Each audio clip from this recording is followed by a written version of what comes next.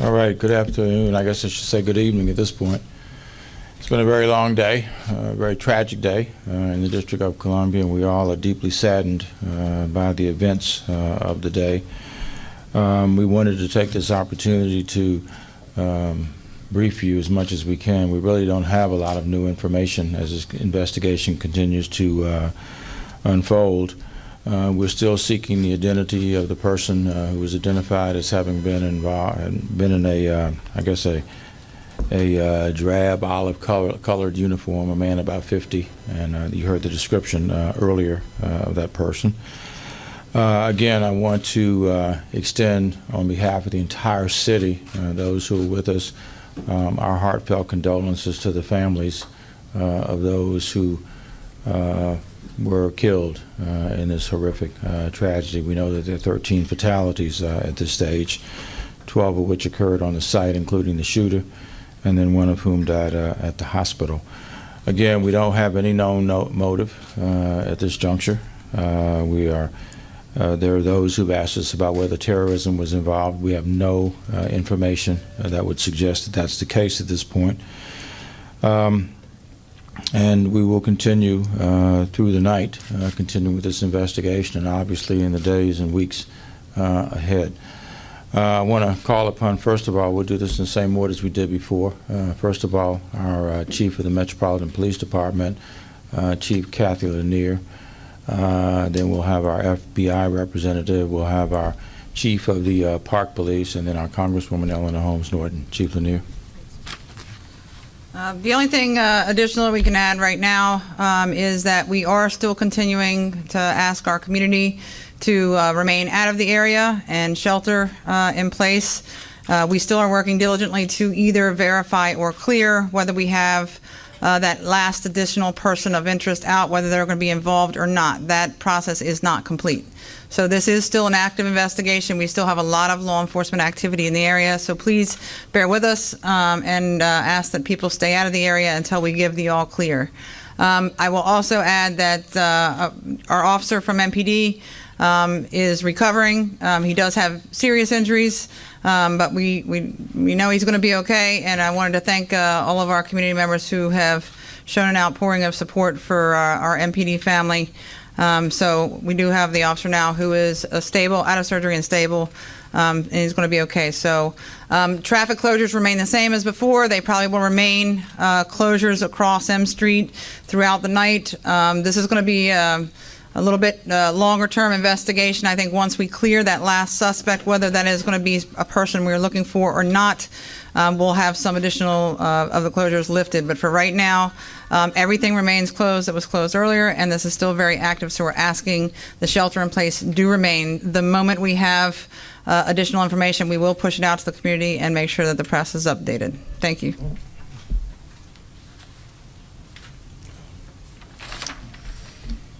Good afternoon. Though we do not have any further detail to share at this time about the deceased shooter, we again ask the public to look at the photos of Aaron Alexis and contact the FBI with any and all information. The photos are available on FBI.gov, and all information can be reported to 1-800-CALL-FBI. This investigation is still very active, and we will continue to work with our partners to track down every bit of information that we learn. The assistance of the public is vital in investigations of this type as we try to piece together the recent movements and contacts of the subject. No piece of information is too small. Please call to report any and all information to 1-800-CALL-FBI. Thank you. I just want to add one thing. For all of our local folks that are following the news coverage here, there is misinformation that is getting out through a variety of different sources. I will say to our friends in the media, if you have sources inside of the law enforcement agencies that are reporting, they're not official reports unless they come through this body or from the FBI. So what unfortunately happens is law enforcement sources will hear something. As that gets passed around, it changes. It oftentimes is not completely accurate and then is getting reported in the press. So please, if it is not coming from this official body or from the FBI, it is not confirmed. There is a lot of misinformation getting out. We are trying to make sure factual information is being pushed out through all of our MPD sources and through city sources on our Twitter and our DC Alert and our all of our contacts, and we make sure that the press gets any updates as they go out. So please, if you have sources reporting something, if you can try and verify through us before you put it out, it would be helpful with some of the misinformation. That results in additional calls coming in that divert our resources. So please, if I could just ask for everybody's patience there. Thank you.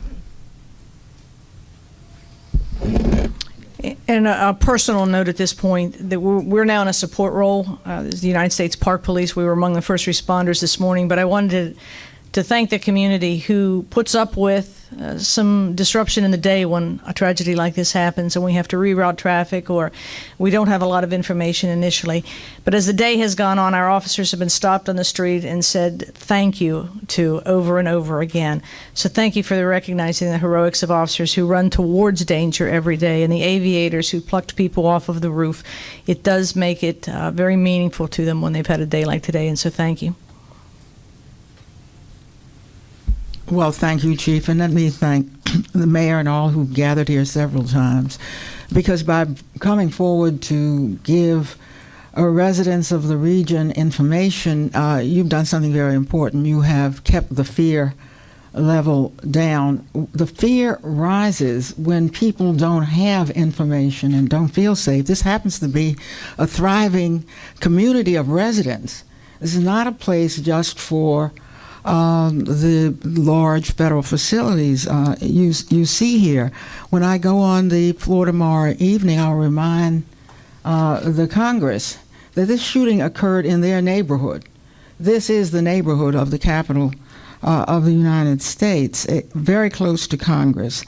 And yet, I just want to say to residents who are coming home today that the response of the police, the taking down of the shooter so quickly, convinces me yet again that this is the safest city in the United States. Not safe from attack, but safe. Today, the police and the responders saved many lives. Perhaps when this investigation is over, we'll have some sense of just how many. Much of that has to do with the close working relationship between MPD and federal police, of which there are several, and showed today, and I think it showed up very well. When I say this is the safest city in the United States, I want also to reinforce the safety that the security of the Naval Sea Systems Command has always generated, and we know that because of the difficulty of getting there, but also because it was open to the community in the evenings, even built a facility so it could accommodate community events. We want to maintain that balance, and tonight we want to say to residents that we don't think there's anything to fear in this city. I think you saw by the way in which multiple police forces who work so closely together achieved a closure here, that this is a safe city and we should go about our business in the usual way. Thank you very much. Questions? Yes. Mr. Mayor, I was hoping that the Chief might just provide us with a bit more details to avoid any kind of misinformation. What was the shooter armed with? What was his threats? What was his demeanor as best you know? We're not going to comment on any of that. All of that right now is still under investigation. It all pertains to evidence. None of that would be commented on at this point, probably not for some time. Chief, was your officer part of the active shooter team or on patrol? We had both respond. We had initial responding officers who entered the base, and again, as I reported earlier, we had official active shooter teams assembled. The one who was wounded. The one who was wounded, was he active shooter or patrol? I'm not going to comment on that at this point. Chief Chambers, can you talk about Here. the mayor at 4 o'clock mentioned a video that you had seen that you pulled some images off of, the description of the person that you're looking for. Is there a reason why stills or video from that hasn't been? There's been, obviously there's no place you can go in any city and not have multiple videos that are available. There is multiple videos that are being reviewed. We have no video that we can release to the public at this point. Right now, video that we are reviewing as part of the investigative process. If at some point we have something we can release to the public, we certainly will. Let me add too. The video to which I was referring was the one that identified the person in the other uniform, who we thought was a suspect initially, and we were able to confirm that he was not a suspect. That he actually was on the scene when someone else was shot, and he moved out of the way for obvious reasons when the shooting occurred. And he was then interviewed, and he's been absolved of any responsibility in this crime. Chief Chambers, can you talk about your helicopter unit? And you said something that it sounded like you were saying you were taking people out besides the wounded. Can you expand on that? No, I was talking about people that were wounded or being evacuated who had fled to the roof of some of the buildings, and I think some of your cameras actually caught that footage. And at the same time, they served as eyes on the sky while they were there, and with Maryland State Police in Fairfax County as well. It was just a well-coordinated effort. Do you know how many people were actually medevac? I don't, sir. You talk about Okay. the courage. Can you talk about Patrick, and then you will get the last question, sir.